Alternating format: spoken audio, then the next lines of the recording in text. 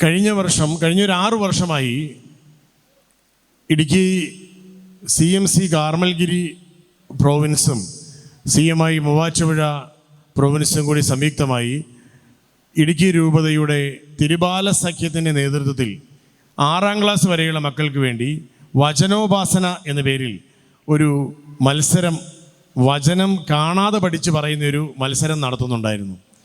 കഴിഞ്ഞ വർഷം ഞാനതിൻ്റെ ചുമതല, അത് വിനീത് വാഴക്കുടിയച്ചനാണ് അത് തുടങ്ങിയത്.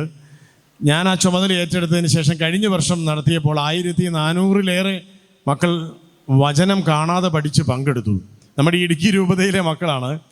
അതിൽ 6ാം ക്ലാസ്സിൽ പഠിച്ച കുട്ടി 5-6 സെക്ഷനിൽ മത്സരിച്ച് 1ാം സമ്മാനം നേടിയ കുട്ടി, അവൾ കാണാതെ പഠിച്ച വചനം 656 ദൈവവചനമായിരുന്നു. ഈ രൂപതയിലെ കുഞ്ഞുങ്ങൾ പഠിച്ചതാണ്. അങ്ങനെ 1400ഓളം മക്കളാണ് വചനം കാണാതെ പഠിച്ചത്. നിങ്ങളുടെ എത്ര മക്കൾ അതിൽ പങ്കെടുത്തിരുന്നു എന്ന് കൈ ഉയർത്താമോ? ഇവിടെ ഇരിക്കുന്ന അമ്മമാരിൽ എത്ര പേരുടെ മക്കൾ വചനോപാസന കഴിഞ്ഞ വർഷം നടത്തിയ മത്സരത്തിൽ അറ്റംപ്റ്റ് ചെയ്തു? സമ്മാനമല്ല, പങ്കെടുത്തവർ എത്ര പേരുണ്ടെന്ന് അറിയാൻ വേണ്ടിയാണ്. സമ്മാനം കിട്ടിയവരല്ല, കുറച്ച് പേരേ ഉള്ളൂ. കൈ താത്തിയിടാം. ആ പെൺകുട്ടിയുടെ തന്നെ അനുജിത്തിയാണ് 3ാം ക്ലാസ്സിൽ പഠിക്കുന്നവൾ.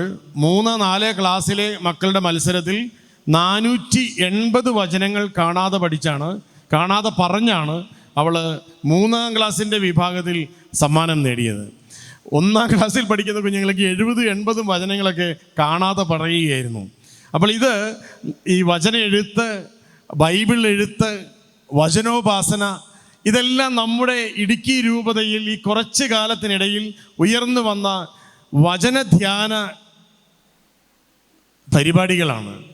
അത് നമ്മുടെ മക്കളെയും നമ്മുടെ കുടുംബങ്ങളെയും വളരെയേറെ ആത്മീയമായി പരിവർത്തനത്തിന് വിധേയമാക്കുകയാണ്. നമ്മുടെ കുടുംബങ്ങളിൽ വചനം തുറക്കുകയും വചനം എഴുതുകയും വചനം കാണാതെ പഠിക്കുകയും ഒക്കെ ചെയ്യുന്ന അമ്മമാരും അപ്പന്മാരും മക്കളും യുവജനങ്ങളും ഒക്കെ ഉണ്ടാകുമ്പോൾ നമ്മുടെ രൂപതയിലൊരു പുതിയൊരു ആത്മീയമായ ഉണർവുണ്ടാവുകയാണ്. വചനത്തിന് ജീവൻ ലഭിക്കുകയാണ്. അപ്പോൾ ഇന്നിവിടെ 100 കണക്കിന് വചനം എഴുതിയ അമ്മമാർക്ക് ഇവിടെ സമ്മാനങ്ങൾ കൊടുത്തു. ഇനിയും ഒട്ടേറെ 250ഓളം അമ്മമാർ ഇനിയും സമ്മാനം മേടിക്കാനായിട്ട് ഇവിടെ ഇരിക്കുകയാണ്. അവർക്കുള്ള സമ്മാനം ഇവിടെ ഉണ്ട്. ഒപ്പം ബൈബിൾ പകർത്തി എഴുതിയ 1800-ലേറെ പേർ ഈ രൂപതയിൽ. അത്ഭുതകരമായ ഒരു പങ്കാളിത്തമായിരുന്നു. എനിക്ക് നിങ്ങളോട് ഒരൊറ്റ കാര്യം മാത്രമേ പറയാനുള്ളൂ. ഇവിടെ ബൈബിൾ നമ്മൾ പകർത്തി എഴുതിയവർ എത്ര വചനം കാണാതെ പഠിച്ചു എന്ന് ചോദിച്ചു കഴിയുമ്പോൾ ചിലപ്പോൾ എഴുതിയവർ കുറവായിരിക്കും. പക്ഷെ വചനം എഴുത്ത് മത്സരത്തിൽ പങ്കെടുത്തവർ, അവർ 300-350 വചനങ്ങൾ കാണാതെ എഴുതിയ അമ്മമാരാണ് ഈ 1, 2, 3 സമ്മാനമൊക്കെ മേടിച്ചുകൊണ്ട് ഇവിടുന്ന് ഇറങ്ങിപ്പോയത്. 250 കൂടുതൽ എഴുതിയവർക്ക് മാത്രമേ 3rd പ്രൈസ് വരെ കിട്ടിയിട്ടുള്ളൂ. അപ്പോൾ അത്രയും അമ്മമാർ ഈ വചനങ്ങൾ കാണാതെ പഠിക്കുകയാണ്. അത് നമ്മുടെ ജീവിതത്തിൽ വലിയ മാറ്റങ്ങൾ കൊണ്ടുവരുന്നുണ്ട്. അത് എനിക്കൊരു കാര്യം അമ്മമാരോട് പറയാനുള്ളത്, നമ്മുടെ എല്ലാവരോടും, ഈ വചനം നമ്മളിങ്ങനെ ഒത്തിരി കാണാതെ പഠിക്കുന്നു, എഴുതുന്നു, നല്ലതാണ്. നമുക്ക് ഓരോരുത്തർക്കും നമ്മുടെ ഒരു വചനം ഉണ്ടാവണം. നമ്മളെ വഴി നടത്തുന്ന എൻ്റെ വചനം എന്ന് പറയാനായിട്ട് ഒരു വചനം നമുക്കുണ്ടാവണം. ആ വചനം, അങ്ങനെ എൻ്റെ വചനം എന്ന് പറയാൻ ബൈബിളിലെ എന്നെ സ്പർശിച്ച ഒരു വചനം, ഞാൻ എന്നും ആവർത്തിച്ചുച്ചരിക്കുന്ന വചനം, അങ്ങനെ ഒരു വചനം എനിക്കുണ്ട്. അങ്ങനെയുള്ളവരൊന്ന് കൈ ഉയർത്താവോ? എനിക്ക് എൻ്റെ ഒരു വചനമുണ്ട്. ഞാൻ ആ വചനമാണ്. എനിക്ക് ഏത് പ്രതിസന്ധി വന്നാലും, ഏത് പ്രയാസം വന്നാലും, സന്തോഷം വന്നാലും, സങ്കടം വന്നാലും ഞാൻ ആ വചനമാണ് ആവർത്തിക്കുന്നത്. കണ്ടോ, ഇവിടെ എത്രയോ അമ്മമാരും അപ്പന്മാരുമാണ് വചനം, എനിക്കൊരു വചനം, എൻ്റെ വചനം. അപ്പം അങ്ങനെ ബൈബിളിലെ ദ മിറാക്കുലസ് വേർഡ്സ് എന്ന് പറഞ്ഞുകൊണ്ട് ചൈനീസ് കാത്തലിക്സ് സന്യാസികൾ, ചൈനയിലുള്ള സന്യാസികൾ ഒരു വചനം ആവർത്തിച്ച് അത്ഭുതം സൃഷ്ടിച്ച ഒരു കഥയുണ്ട്. അതെന്നാന്ന് വെച്ച് കഴിഞ്ഞാൽ, വിശുദ്ധ മർക്കോസിൻ്റെ സുവിശേഷം 10-ാമത്തെ അധ്യായത്തിൽ തീമേയൂസിൻ്റെ പുത്രനായ ബെർത്തിമേയൂസിന് ഈശോ കണ്ണിന് കാഴ്ച കൊടുക്കുന്ന ഒരു രംഗം നമുക്ക് എല്ലാവരുടെയും മനസ്സിലുണ്ട്. അപ്പോൾ ഈശോ ഇങ്ങനെ നടന്നു പോകുന്നെന്ന് കേട്ട് കഴിഞ്ഞപ്പോൾ ബെർത്തിമേയൂസ് ഈശോയെ വിളിച്ച് പ്രാർത്ഥിച്ച ഒരു വചനം, അതൊരു വലിയ പ്രാർത്ഥനയാണ്. ആ പ്രാർത്ഥനയ്ക്ക് ഒരു പേരുണ്ട്. ആർക്കെങ്കിലും അറിയാമോ? യേശു പ്രാർത്ഥന എന്ന പേരിലാണ് ആ പ്രാർത്ഥന അറിയപ്പെടുന്നത്. ഏതാണ് ആ പ്രാർത്ഥന? കർത്താവായ യേശുവേ, ദാവീദിൻ്റെ പുത്ര, പാപിയായ എന്നിൽ കനിയണമേ. ആ പ്രാർത്ഥനയ്ക്ക് ഒരു വലിയ ശക്തിയുണ്ട്. വചനത്തിലുള്ള പ്രാർത്ഥനയാണ്. ആ പ്രാർത്ഥന ഈശോയുടെ ദൈവത്വവും ഈശോയുടെ പാരമ്പര്യവും വിളിച്ചു പറയുന്നതാണ്. ദാവീദിൻ്റെ പുത്രനാണ്, കർത്താവായ യേശുവാണ്. ഈശോയുടെ നാമം വിളിച്ചു പറയുന്നുണ്ട്. പാപിയാണ് ഞാനെന്ന വ്യക്തി വിളിച്ചു പറയുന്നുണ്ട്. കനിയണമേ എന്ന് അപേക്ഷിക്കുന്നുണ്ട്. ഒരു വിശ്വാസിയുടെ പ്രാർത്ഥനയിൽ എല്ലാ ഭാഗങ്ങളുമുള്ള ഒരു പ്രാർത്ഥനയാണത് എന്ന് ലോകം മുഴുവൻ അംഗീകരിച്ച പ്രാർത്ഥനയാണ്. അതുകൊണ്ട് അതൊരു ജീസസ് പ്രേയറാണ്. Jesus son of David, have mercy on me a sinner. Jesus son of David, have mercy on me a sinner. ഈശോയെ, ദാവീദിൻ്റെ പുത്ര, പാപിയായ എൻ്റെ മേൽ കനിയണമേ. ഇതിങ്ങനെ ആവർത്തിച്ച് ചൊല്ലുകയാണ്. 1000 പ്രാവശ്യം, 1,00,000 പ്രാവശ്യം ഇങ്ങനെ തപസ്സായിട്ടിരുന്ന് ഈ വചനം മാത്രം ആവർത്തിച്ച് ചൊല്ലി ഈശോയുടെ ദർശനം നേടിയ മഹാ ക്രൈസ്തവ സന്യാസികളുടെ അനുഭവങ്ങൾ നമ്മുടെ സഭയിലുണ്ട്.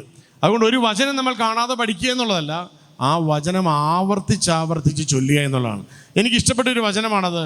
ഈശോയെ രക്ഷക, ദാവീദിൻ സൂനുവേ, പാപിയായി എന്നിൽ നീ കനിയണമേ. ഞാനതൊരു പാട്ടായിട്ട് എഴുതിയിട്ടുണ്ട്. അതിൻ്റെ ഈരടി ഞാനൊന്ന് പാടുകയാണ്. ഇപ്പോൾ എല്ലാവരും എൻ്റെ കൂടെ ഒന്ന് ആവർത്തിച്ച് പാടണം. ഓക്കെ, ആരും റെഡിയാണോ? എല്ലാവരും ആ വചനം നിങ്ങളുടെ മനസ്സിൽ കിടക്കണമെന്ന് ആഗ്രഹിച്ചിട്ടാണ് കേട്ടോ. ഈശോയെ രക്ഷക, ദാവീദിൻ സൂനുവേ, പാപിയാമെന്നിൽ നീ കനിയണേ. അത്രേ ഉള്ളൂ പാട്ട്. ഈശോയെ രക്ഷക, ദാവീദിൻ സൂനുവേ. അത്രയൊന്ന് പഠിക്കേ. ഈശോയെ ദാവീദിൻ സൂനുവേ, പാപിയാമെന്നിൽ നീ കനിയണേ. ഈശോയെ രക്ഷക, ദാവീദിൻ സൂനുവേ, പാപിയാമെന്നിൽ നീ കനിയണേ. ഈ പാട്ടിങ്ങനെ, ഈ ഇരടി ഇങ്ങനെ ആവർത്തിച്ച് നമ്മളുടെ പ്രാർത്ഥനാ നിമിഷങ്ങളെ നമുക്ക് അനുഗ്രഹീതമാക്കാൻ കഴിയും. എനിക്ക് വചനം വലിയ അനുഭവമായിട്ട് മാറിയ ഒരു അനുഭവമുണ്ട്.